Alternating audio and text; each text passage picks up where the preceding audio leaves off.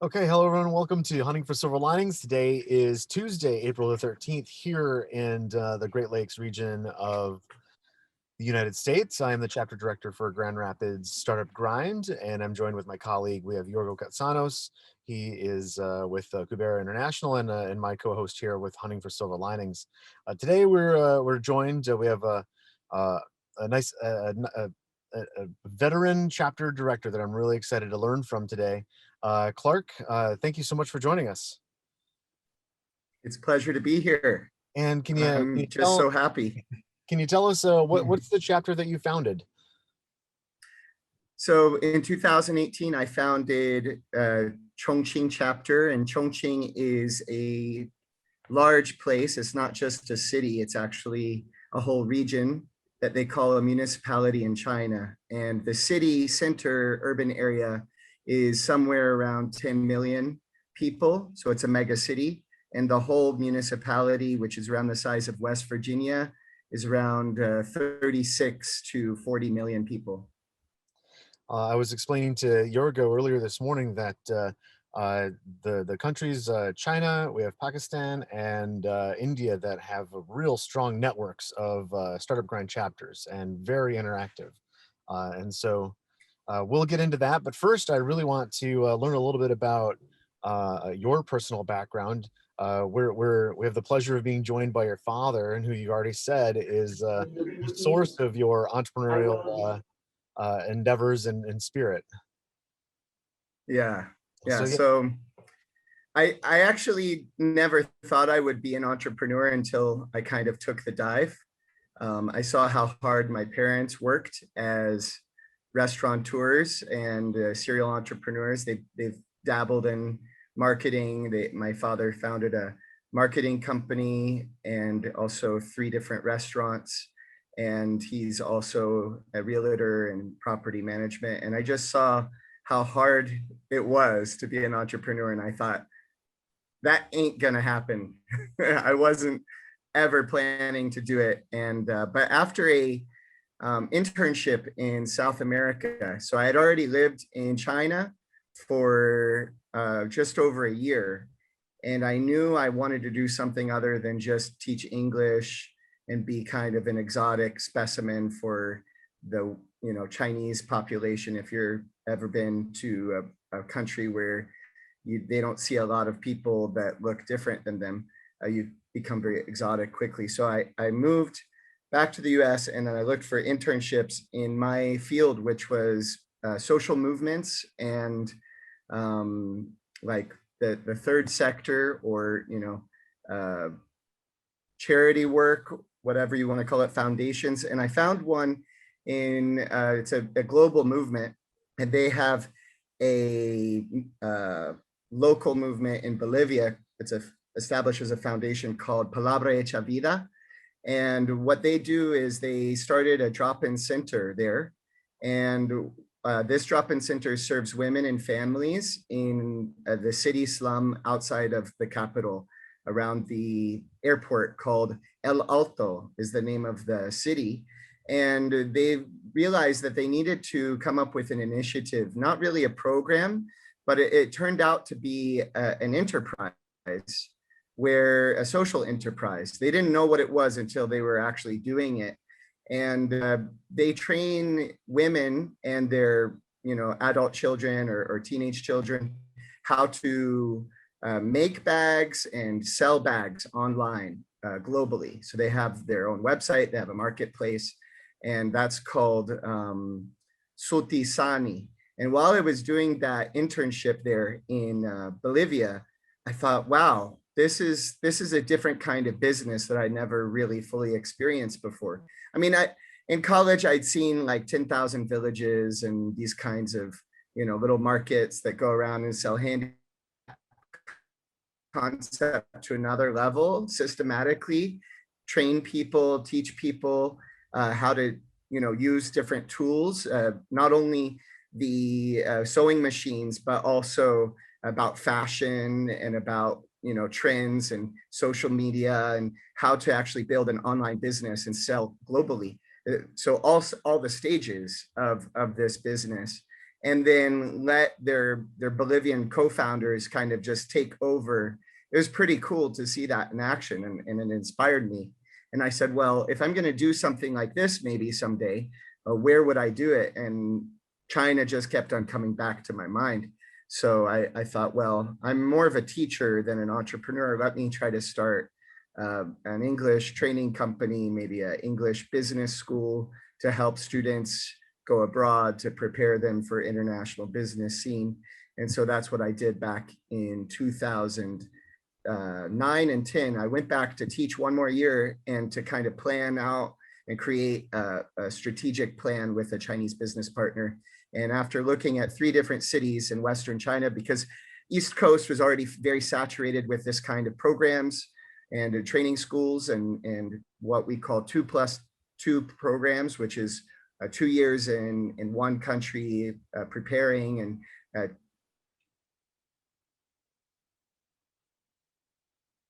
accreditation and a matriculation agreement with the university in America that will say, okay, if your students pass our criteria and your program passes our criteria, we will give them an associate's degree. They can transfer to our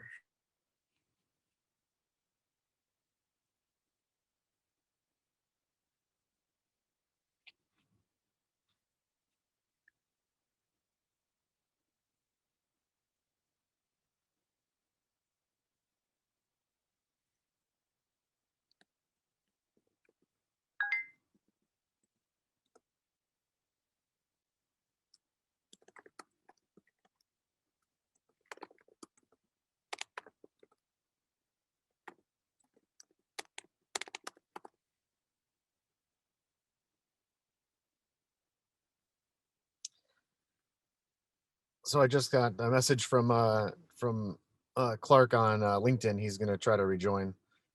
We just kind of lost him.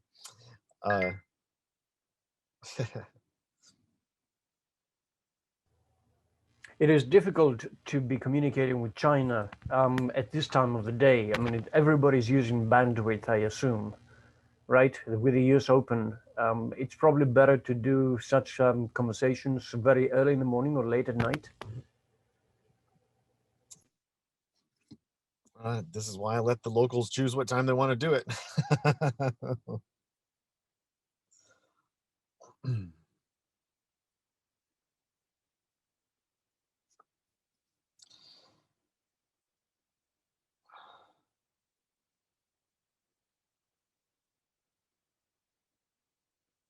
Sarah, did you want to give a little intro on what you're doing?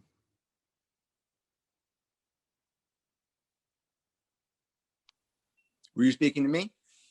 There. Okay. I just trying to fill the time here. So, Right. So yeah. So your son. When's the last time that you've seen him? Well, last time we seen him in person was last February. My wife and I visited him and his wife in China. They're living in Chongqing at the time, but we took a trip down to Yunnan, which is where he's living now. And we had a great 4 weeks vacation with them, and got to see the country and see a little bit of his professional colleagues as well, both in Chongqing and in Yunnan, which includes Pu'er and Jingheng, which is in south central or southwest China. And so does so is this a story of the apple doesn't fall far from the tree? I think so. And I think it's sort of an organic process for him. I think he alluded to that it wasn't anything he set out to do necessarily, but I think, sort of striking out on his own, finding his path. He first decided, I think, that he wanted to be in China because he fell in love with the culture, he fell in love with the people, and thought that that's really where he wanted to be. And then once he made that decision, had to figure out, well, how am I going to do that? And so he's very entrepreneurial in spirit and very, he has tenacity and skills of pioneering. And so he got really good at navigating the Chinese government's bureaucracy, which is a lot to say, actually. And then just figured out how to monetize that by providing those services to other entrepreneurs and business people coming to China wanting to do the same thing. And so he offers sort of those services in a way, I call it like a service bureau service where, it's, I'm not sure it's a one-stop shop, but pretty close to a one-stop shop where you come and he'll, walk you through the process, do a lot of the work for you, point you in the right direction, make calls, and do interpretation, because he does speak Mandarin. And he's been very successful at on a, he hasn't, he's still kind of getting started, but successful in kind of navigating that bureaucracy and all the layers of paperwork that are necessary to be legal and to be able to operate business in China. Salvatore, because Clark is taking a bit of time, I was wondering, you mentioned the team.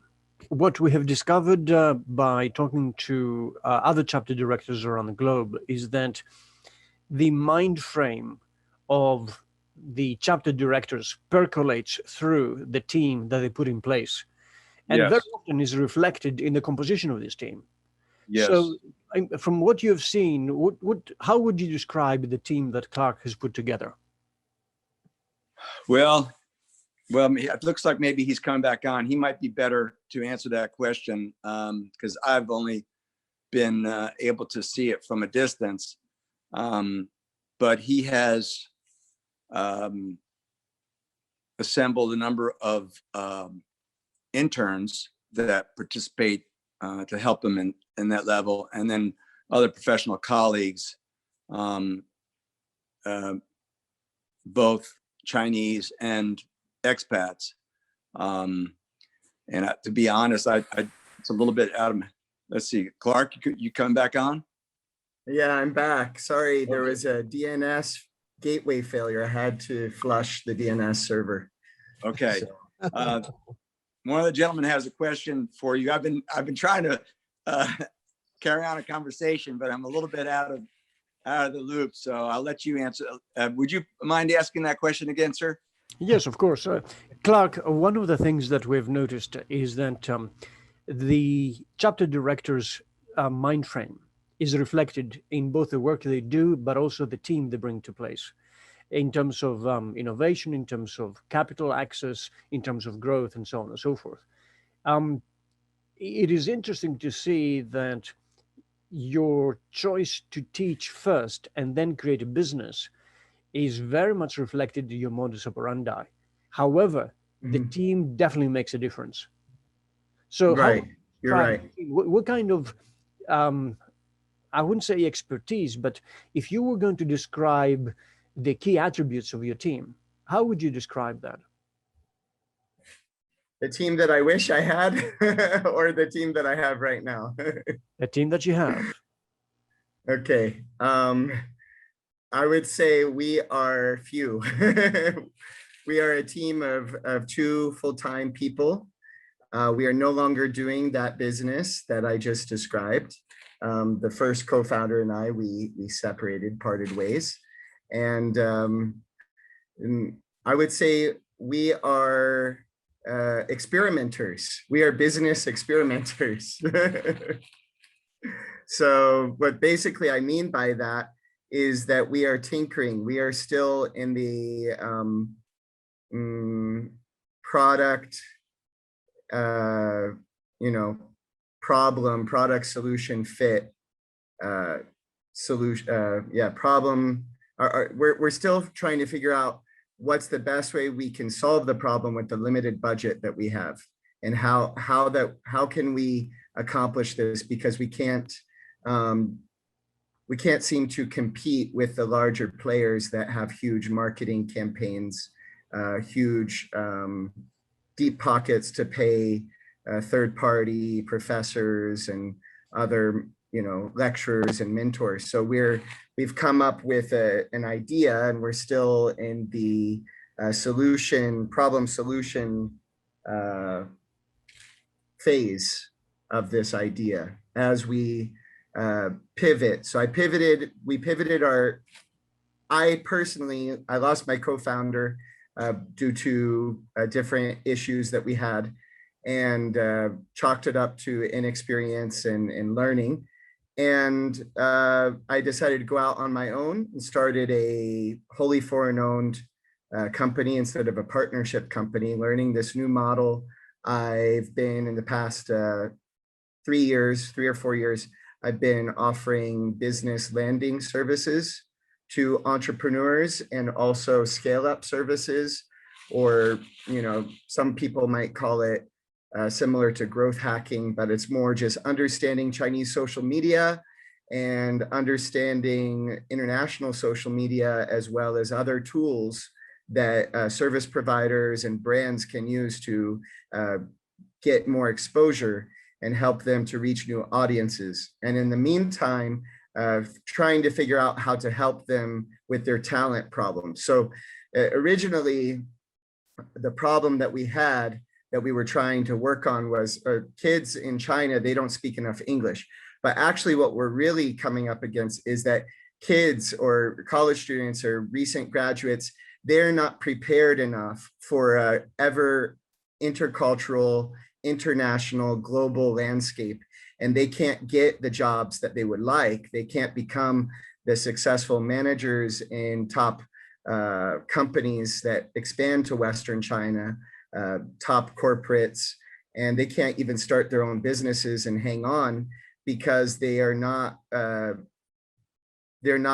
as competitive as international students coming to China, or expats coming to China, or more importantly, Eastern Chinese. So we have a lot of Chinese out on the East Coast that are not fully that are much more fully prepared, than Western Chinese students. And so what you tend to see a trend is that the Eastern graduates that say, either one, I don't really like living in Eastern China, it's very expensive, or it's too something, maybe too international, or too saturated in the market, a lot of competition. I want to go out to Western China and I'll, run a division, or I'll run a program out in Western China, whether it be something with Fortune 500 like P&G and Ford, or a local Chinese enterprise or a state-owned enterprise. We see a lot of the middle managers or entry-level management positions are being taken by outsiders. And the top west of Western country, Western region students, when they're entering the workforce, they're looking for the lower level office kind of jobs, or team member jobs out in East Coast based businesses and organizations. So we want to try to change that. We want to try to ebb that tide. And so we're working on, my co-founder and I are working on another project that we call Waypoint Academy, and we have 2 freelancers working with us. So we're a very small team. In the Startup Grind Chongqing chapter, it was at its height about 18 people, a mixture of college students and freelancers and entrepreneurs. But now it's down to about 3, like one pretty solid member and then 2 part-timers. So when I say member, I mean director. I'm raising, my co-founder is actually, her name is Jessie Shao, and I'm raising her to be the new Startup Grind Chongqing director, while I focus more on our startup project, Waypoint Academy, and expand the business to other parts of Western China. I'm in one right now called Xishuanbana. It's a tropical climate is perfect for experiential learning environment down in southwest China in Yunnan province, very near the border of Laos and Myanmar. So you got the Southeast Asian feeling here. Very interesting. That was a lot, yeah. Well, I mean, you summarized, I would guess, 20 years of Chinese economic history in more than one ways, right? That's just one of the trends, okay? Well, yeah, I mean, we saw over the last 20 years about 400 million people moving from inland to the coastline. So that was the largest migration of human capital. Right. Now, what you're beginning to see is diversification. You're beginning to see specialization. And tell me, to what extent does the history of startup grind in Chongqing reflect your personal experience? That's the first thing. The second thing is that, where do you go from here? Both as startup grind graduate, but also as an entrepreneur. Good question. So our team is reflective more, not of my experience, but more of the ecosystem in Chongqing. There are a lot of power silos created by, the market is dominated by state-owned enterprises. And then there are a few corporate players, but they are just more like regional offices. Their main headquarters are out on the East Coast. And it's a tech desert, and it's starting to change, but for the past 10, 15 years, it's been a tech desert. And it's also, there's a huge brain drain there. So the more solid teammates, those that tend to stick with it, are they tend to be people in transition. So maybe taking a gap year, or they have their own idea, but they don't have the capital to push it forward, or they're just starting out with their own small project and they're looking for other co-founders, and they're, hey, startup grind sounds cool. Let's, I'd love to help you when we have time. So we have a lot of those kind of volunteers. They do one-offs, or you might see them one time in the spring, and then they show up again around the Christmas party and hang out again. We don't really have a very solid team. I tried to build it up a lot. Like we rebuilt it about twice. We got people coming to team dinners. We got what we call in Startup Grind sponsorship partners. These are co-working spaces or other service companies that are trying to attract entrepreneurs, and they give us a little bit of money so that we bring events to their locations.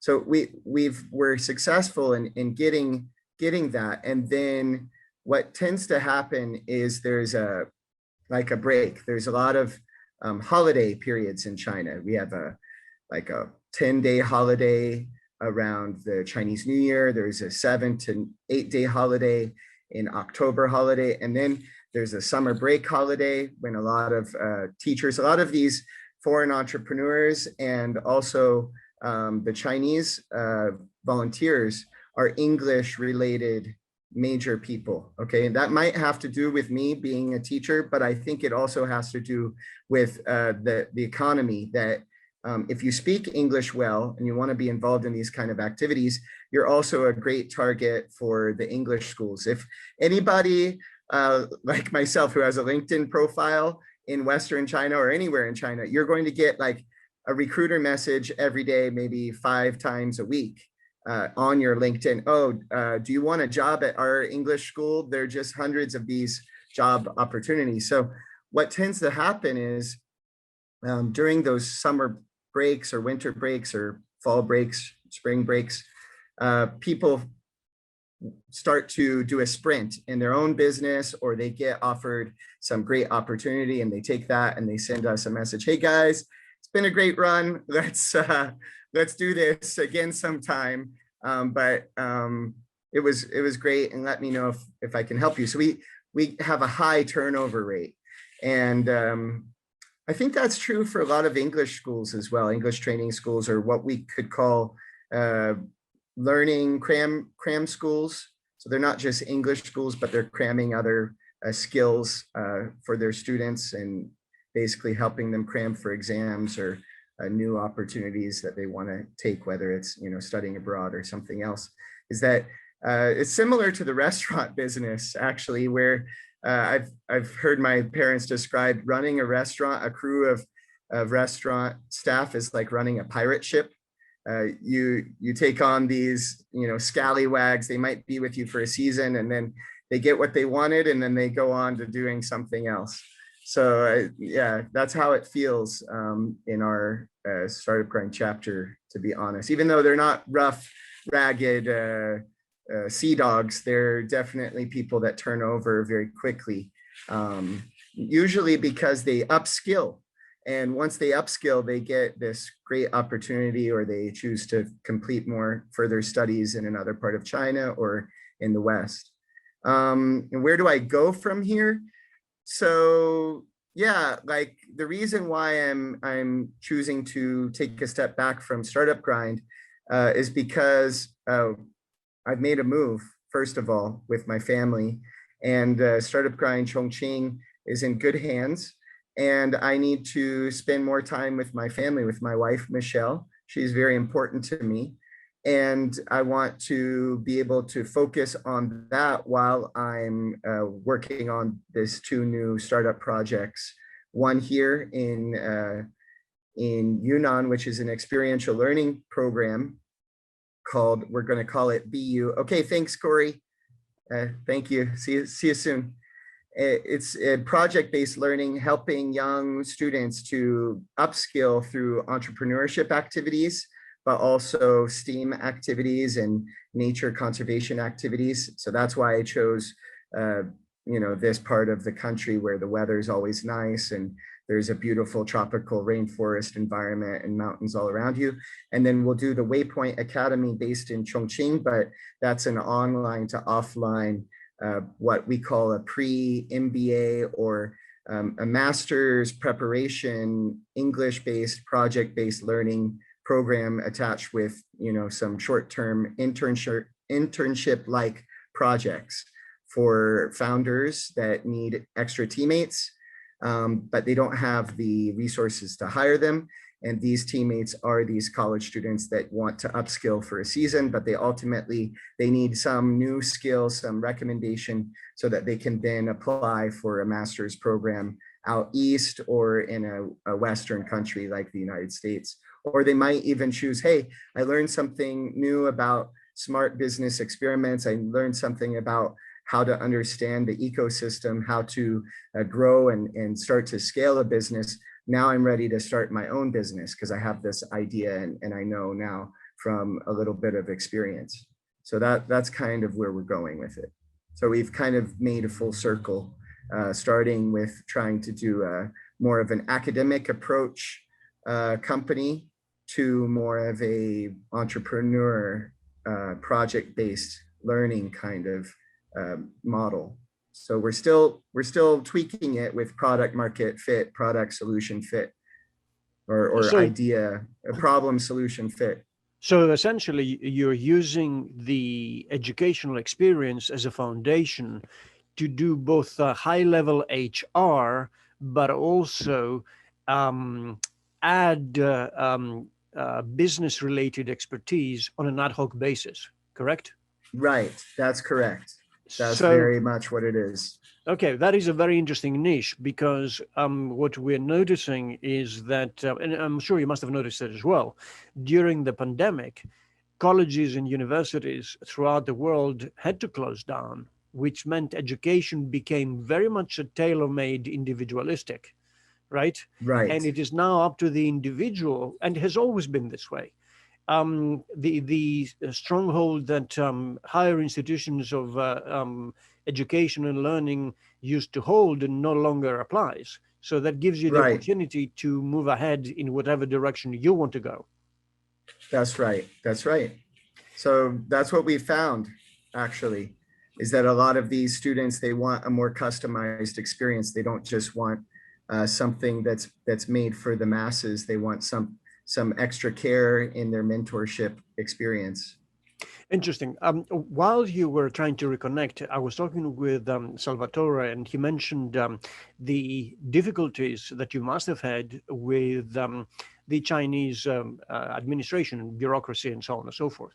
Can you talk to us a little bit about what does it mean to move, first of all, as a foreigner building a business that is jointly owned with a Chinese national? And I assume being at the second level, a foreigner owning 100% foreign-owned company. Are there differences in these two areas, and how? Yes.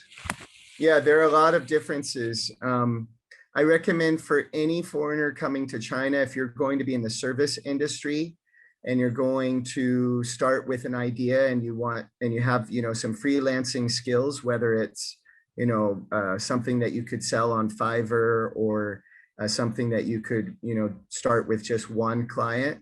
As soon as you have the funds, you should go ahead and register or get your business license for a wholly foreign-owned company.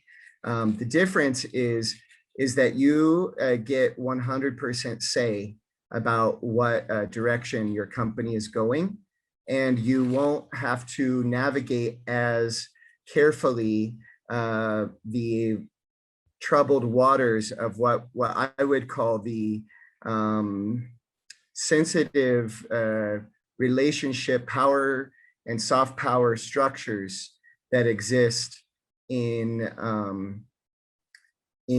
Chinese partnership businesses. They're very amorphous, they're very cloudy and opaque, and unless you speak Chinese well, you don't really stand a chance. Or if you have a spouse or a family member that you really trust, then that would make a difference. But in my case, my wife, Michelle, and I were both foreigners, and we don't have any Chinese relatives. So the government, I think they realized that they needed to do something a long time ago, because joint venture companies that's the oldest style of company. The policy is very old.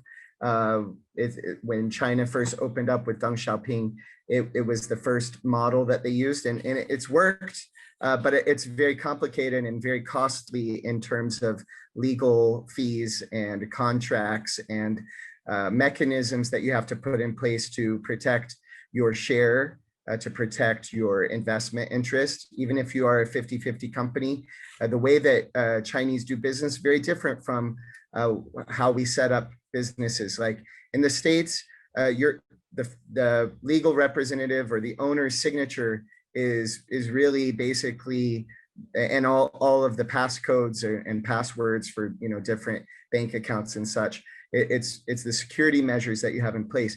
But in China, you don't have that. You have stamps, company seals. And so if they get if your partner has control of the company seals and all the banking information, and they have your seal, if you're on the documentation as a shareholder or legal representative or person in charge, they call Fuziren, and you have your own seal that's registered with the anti-counterfeiting division of the police, similar to the FBI here in China. The police is called the Public Security Bureau. They have an anti-fraud and counterfeiting division, and they issue your seal. And if somebody gets a hold of that in your company and they start using it because you give them permission to, you're trying to focus on doing your business, not the legal work. You're trying to focus on doing something to serve your customers. You don't want to have that hassle. So usually the Chinese side, the Chinese partner, takes all these instruments and they assign somebody on their team that they've selected. You may not know who's actually doing that behind the scenes administrative work. But if you own a WOFE, you hire, if you own a WOFE, wholly foreign owned enterprise, you would hire your own third-party service companies to do this work for you.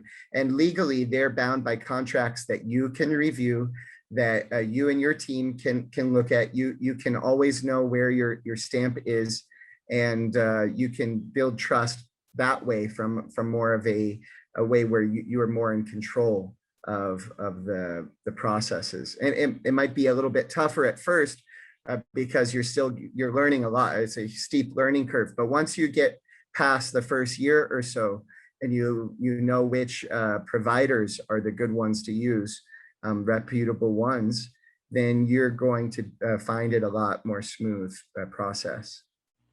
Wow, Just thank you. much smoother process. Yeah. That reminds me of other emerging markets that have long history of transformation. I mean, you mentioned the Deng Xiaoping experience. I have experience in the former Eastern Europe and the former USSR, where we saw similar kinds of organizational setups. You've been there now long enough, Clark. I mean, do you see any dramatic changes, both in terms of the structure of business and in which direction businesses are going? In other words, you're a service provider, you're a high value added service provider, you're doing consulting work both at the individual level, but I would assume also within the state-owned enterprises world. What are your takeaways over the last, let's say, couple of years? I would say that transparency is improving a lot.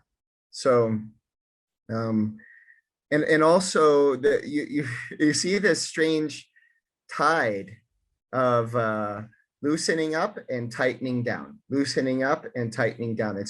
They're like trying to find maybe an equilibrium.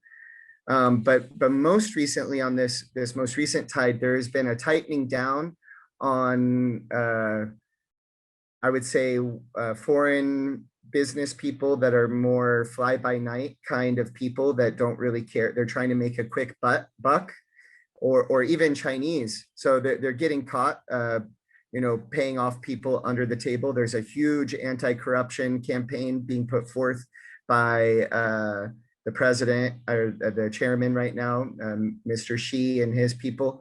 And at the same time, there's also a loosening up of people that want to do business right, and a lowering of capital barriers. So right around the time I registered my company, I thought I needed to have the capital in advance. A lot of people still think there's this myth out there that you need to be able to put up your registered capital, have it already saved up in your bank account, ready to transfer into your Chinese business.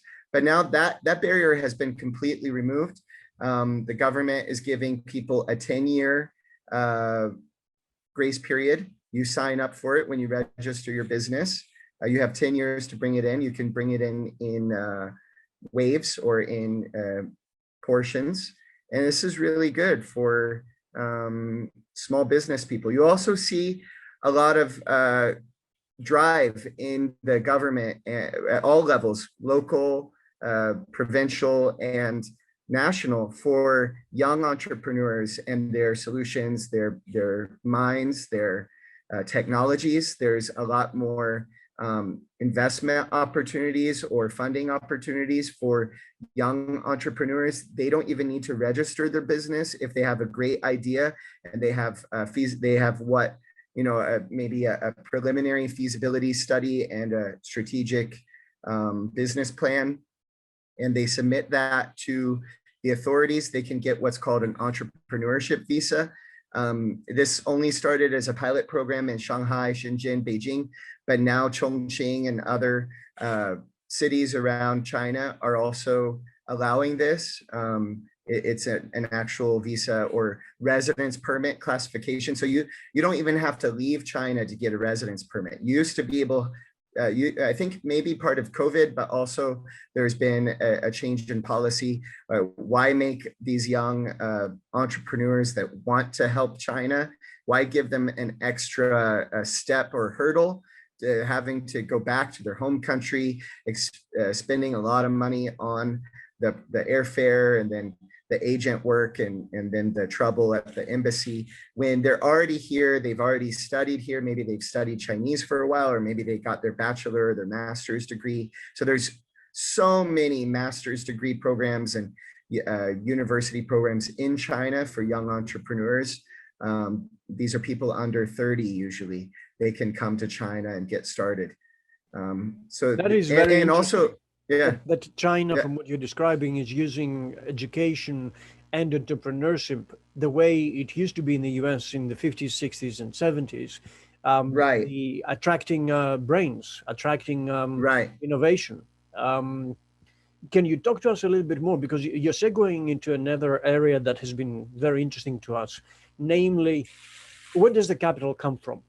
If Corey and I followed your steps and said, okay, we're going to China, we're going to be in Yunnan, we're going to join Clark, and our idea is to set up a company that focuses on widgets. Right. I think we'll be a winning company. And where would we raise capital? The most traditional and the most common way to raise capital in China is kind of a traditional, I would call it like calling all people in my network that have an interest in widgets. Friends and Come, family, in other words. yeah, come and be our co-founders. We'll give each of you a share of the business. So as long as you put up some money and you offer your social capital to help us start the business. So you're gonna, you know, sometimes that means everybody gets an equal share of the pie. You need to know that in advance if you're going to take on that kind of, you know, investor. For financing and fundraising, there is not a lot of opportunity, or if there is, it's very, very low. So there are competitions, funding competitions, but the capital is something around, you know, $20,000, or, you know, at the highest I've seen is maybe $100,000, not very high at all. So and you then don't if you have technology, if you have some kind of technology that is really innovative and proven and patentable, and it has a good business model associated with it, then there's a lot of people that want to throw their money at that, especially SOEs and government agencies.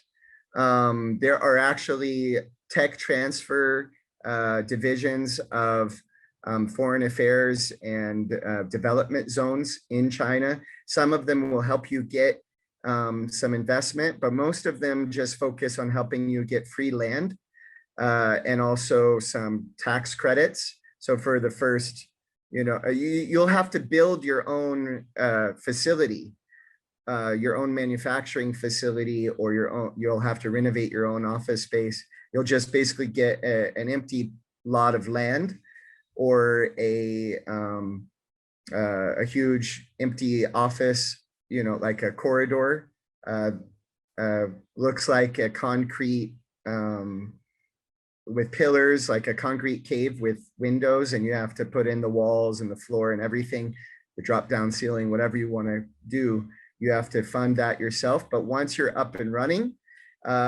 you don't have to pay taxes for maybe 3 or 4 years. You get tax credits. But these are projects with you know, you've got to be able to fund your project like around $100 million. So you have to figure out a way to raise capital somewhere else first, or find people in your area, in your sector that you can trust in China. And that's why I say start as a woofie. Start with just an idea, a freelancing idea. Don't let people know what's your technology that you're working on. And then once you build up your relationships, what we call guanxi in China, and you find people in the ecosystem that you can trust, that want to put some money toward your business, or that can help you start, you know, looking for angel investment or rounds of investment, you can do that. And that's what happens. You start attending tech conferences and just start pitching. You'll get doors open to you from different accelerators and funds, usually in the East Coast of China, but more and more now in the Western cities. You're starting to see a lot of people in Hangzhou, Nanjing, and even some in Xi'an and in Chengdu and Chongqing and Kunming. But there is one huge opportunity that I want to mention to anybody that listens to this show. If you are in vertical farming, I know of one fund. So every now and then, because I'm a startup grind director and I'm involved in the ecosystem building, there are fund managers and deal sourcers that come to me and saying, we're looking for this one kind of project, usually because the government has given them a go ahead, or an SOE has said, okay, if you guys have the funds and we have the space, we're going to create a group and we're going to start funding projects. So there is one guy who's in our circles, and he's told us that his group, he's forming a group with the government and private equity firm. They have funding for around 70 million to 150 million US dollars. And they're looking for a solution, a turnkey solution to do vertical farming in Western China.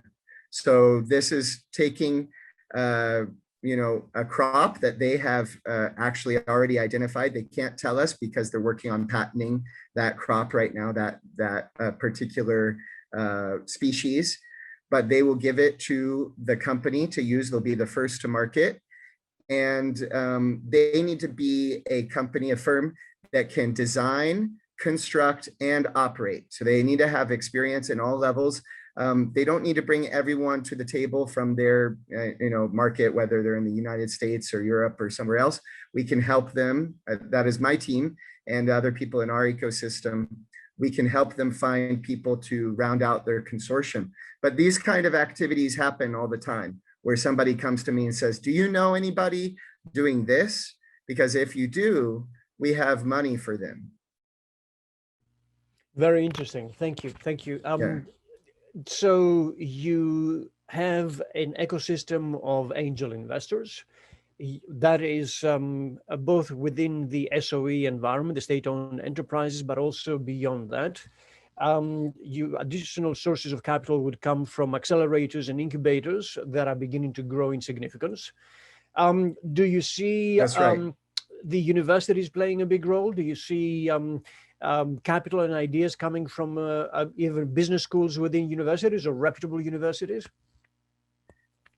That is still something that is yet to fully develop, or we'll have to see. But what I do see is more universities are teaming up with property developers around their university. So they're trading spaces. Basically, the property developers say, we have this area out in the outside the town, give us your inner city space and we'll triple your space. You can build an incubator for entrepreneurs there. So they're still very much in the building stages. Something that we saw in the turn of last decade in 2010, a lot of new spaces, tech parks opened, and they were mostly focused on software developing and the .coms and the app ecosystem and the WeChat ecosystem and the Alibaba ecosystem, as well as other kinds of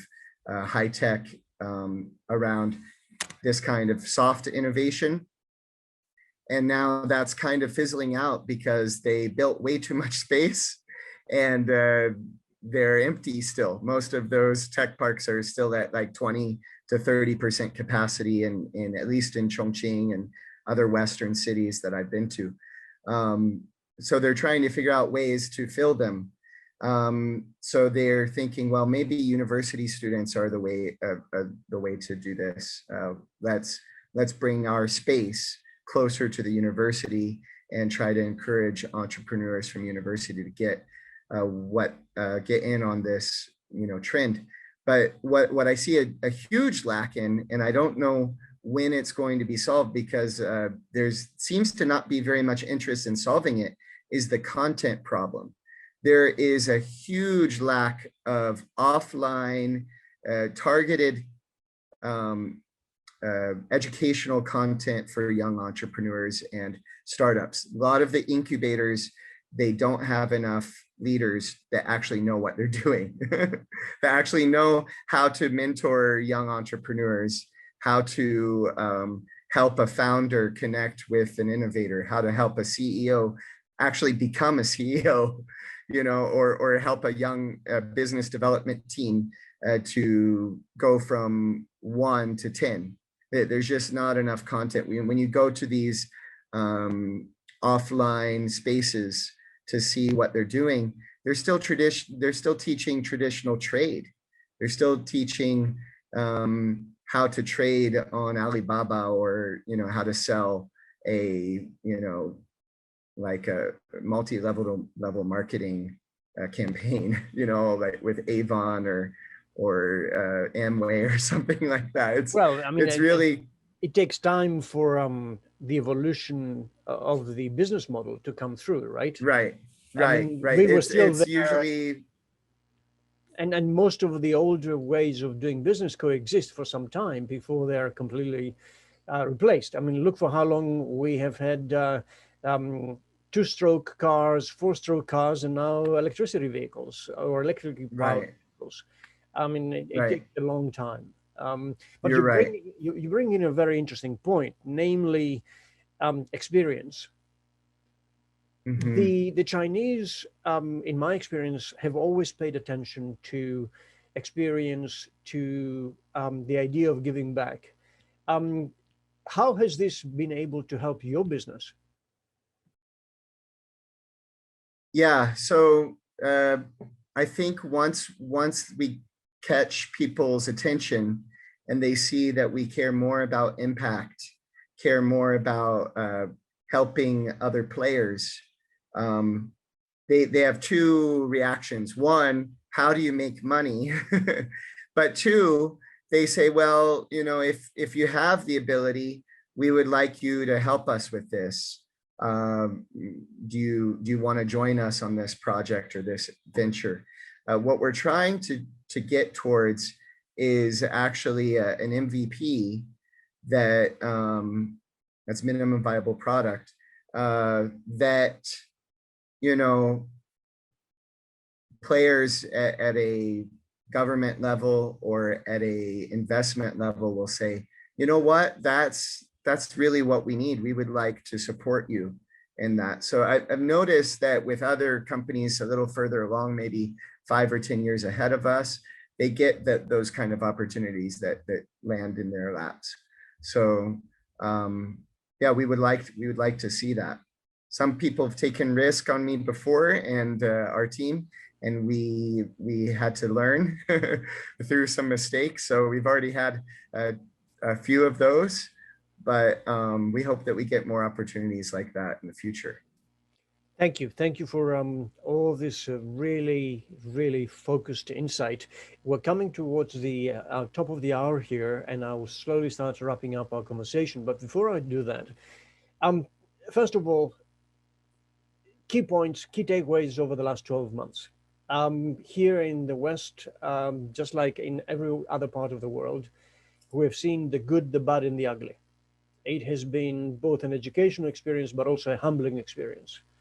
Last week, I got the Johnson & Johnson vaccine, and this morning I saw in the news that the government is considering stopping the dissemination of the vaccine. Clearly, this raises a lot of questions. Broader, however, what are your key takeaways as far as the last 12, 16 months are concerned? Good question. It takes a lot of thought, because it's been quite a roller coaster, has it not? Understatement, yes. Understatement. Well, I would say that there's more, like, because the workplace has changed forever. Okay, more and more people are not commuting, they're telecommuting. So you have to take that into account. Even if you're more of an offline focused business, you do have to take into account that you can reach more people, or perhaps you can take on some freelancers on Fiverr that you might in the past would have hired offline to come to your corporate offices. At the same time, I think that with just the rapid changes in medicine, and also policies, you're going to see a lot of volatility in the market because of canceled flights, people that didn't get their visas, or they chose to, not travel when they needed to, or when their client needed them to, or their company needed them to. So just, plan that things are going to take a lot longer than they used to in some ways, but at the same time, so you're going to see some fast and some slow. You're going to see a lot of rapid movement in certain areas, but you're also going to see a lot of slow things, that just need more time than usual, more political hoops to jump through, or bureaucratic hoops to jump through, but also because of vaccines and other medical miracles or progress, you'll also see advancements quickly as well. It's still very uncertain, but one thing that is certain is that people will always have certain needs, and you gotta focus your business on, in the words of some greater entrepreneurs and innovators, focus on what people need rather than trying to get them something that you want them to try, or looking for people for your product. Look for people's real needs and try to make your products fit their needs. Thank you. This is a great takeaway. And Cora and I, by speaking with directors within the startup grind community over the last year or so, we have seen that this is the correct approach. This is what builds resilience, by rethinking about the world, trying to contribute by solving solutions, and not by trying to shove products down people's throats. The last question, as Corey always says, is what can we do for you? How can we help you as you're building your new business, as you're moving into the tropics, as you are moving into experiential learning? Yeah, it's really exciting to move back to, pivoting my business back to learning. What we need are collaborators. We need co-founders, or stakeholders that want to help and want to mentor students that we're working with, the college students that we're working with.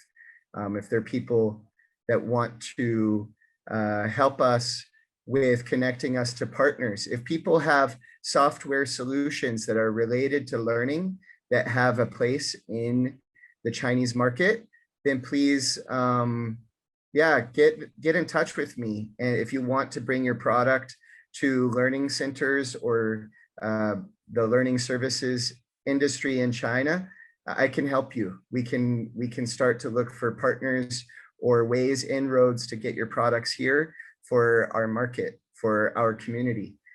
If you're into community building and you want to move to China and you're looking for ways to do that, reach out to me. Or if you are yourself a founder and you need students or interns, because that's maybe one model that works for you, instead of giving up equity for funding, looking for young people with passion and some oversight and some training that we can provide them, connect with me as well. So find me on LinkedIn. It's LinkedIn/in/Clark Rubino, CLARKRUB as in boy I, and as in Nate O. Or you can email me at clark@cqbrightedeas.com.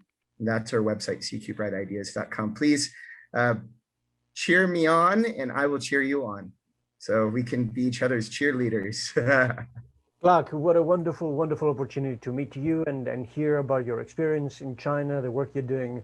Congratulations on all your work so far in both Startup Grind, but also in your own business. And we will be in touch. I'm sure Cora and I will have quite a few ideas to exchange with you. Have a wonderful life. That would be great. Where you are. Thank you, Yorgo. Take care. And Bye-bye. Everyone in Grand Rapids chapter too. Thank you. Bye-bye. Thank you. Bye.